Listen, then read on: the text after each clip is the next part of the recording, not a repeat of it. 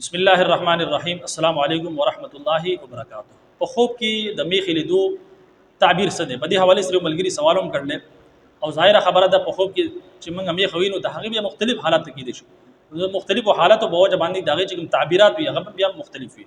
نو لہذا نن تاسو ته په دې ویډیو کې لس تعبیرات ځخېما چې په هغه کې بعض چې کوم تعبیرات هغه ډېر بهترین دي او بعض تعبیرات ډېر خطرناک هم دي، لیکن ظاهره خبره ده هغه تاسو واورئ نو دغه حالت په مطابق تاسو ته اندازو لګي چې تاسو د خوب تعبیر څه جوړیږي. اول راځو اولنی تعبیر طرف ته. په خوب کې مطلقاً تاسو میخ وینئ نو دا ست طرف ته اشاره کوي، عزت طرف ته اشاره کوي، طاقت طرف ته اشاره کوي، په رزق کې د فراوانی علامت ده.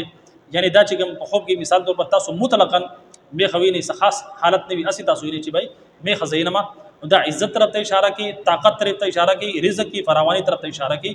یعنی تاسو په مال او دولت کې، تاسو په طاقت کې، تاسو په عزت کې با الله رب العزت کی اضافه کوي. نمبر 2، په خوب کې بالکل تور کلر والا میخ لید دا طاقتور دشمن طرف ته یا مشکل حالت طرف ته اشاره کوي چې تاسو کوم دشمن نه طاقتور دی یا په تاسو باندې مشکل حالت راتو ولدي.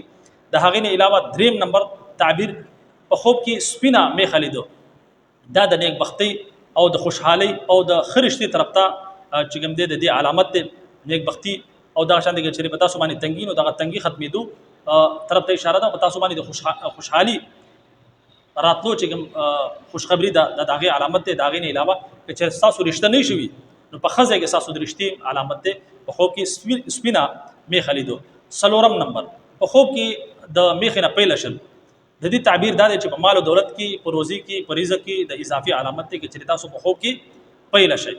د هغې نه علاوه پنځم نمبر، په خوب کې میخه قابو کول دا په دشمن باندې د غلبي علامت دی. دغه شانتي په مشکل حالاتو باندې د قابو کولو علامت دی. یعنی په تاسو چې دشمن نه په هغه باندې به تاسو غلبه حاصل کې یا دغه شانتي شریف تاسو باندې مشکل حالات راځي نو په مشکل حالاتو باندې هم تاسو قابو کوي. شپږم نمبر، په خوب کې به تاسو باندې میخه حمله وکړي نو دا حمله چې کوم دا طاقتور دشمن طرف ته اشاره کوي او دغه شانتي مشکل حالت طرف ته اشاره کوي چې کوم دشمن دی طاقتور دشمن دی هغه تاسو ته نقصان در رسول شي. دا خطرناک دی. دی علامت کې چې تاسو باندې حمله وکړي یا تاسو باندې مشکل حالت راځي شي نو په کاردار شي داسې خوب لیدونه بعد تاسو صدقه وکړئ. په حدیث شریف کې راځي چې الصدقه رد البلاء، صدقه چې کوم دی هغه روانه چې مصیبتونه دي هغه لري کې ختمي هغه اړې دي انسانانو اسیم په کار د چې موږ روزمره معاملاتو کې صدقه چې کوم دی د خپل د ژوندۍ حصہ جوړو. کچره خوب موږ ونیم نو داغه نه باوجود په کار د چې موږ ازوم صدقه کو.